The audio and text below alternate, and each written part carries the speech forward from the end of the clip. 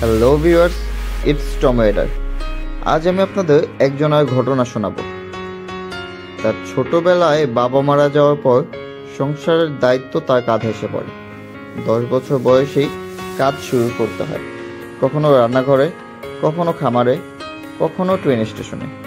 যুবক বয়সে নানা ধরনের কাজ করেছেন: ট্রাক ড্রাইভার, ইন্স্যুরেন্স সেলসম্যান, আইনজীবী, পেট্রোল পাম্প ম্যানেজার, কিন্তু কোথাও স্থায়ী হতে পারেননি।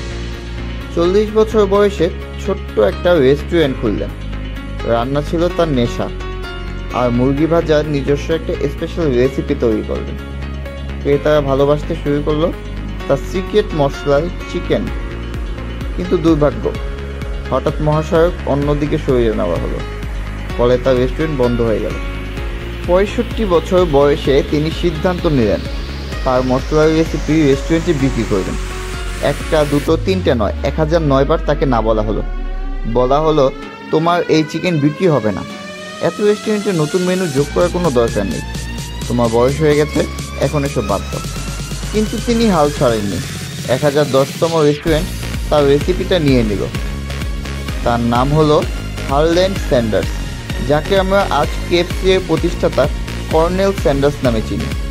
একজন বৃদ্ধ মানুষ, বয়স 65, পকেটে মাত্র $105। চাকরি নেই, পেনশন নেই, ভবিষ্যৎ অনিশ্চিত। কিন্তু একটা জিনিস তার কাছে ছিল: স্বপ্ন আর আত্মবিশ্বাস। হার মানলে সব শেষ, লেগে থাকলে তুমি একদিন কিংবদন্তি। It's Tom rider.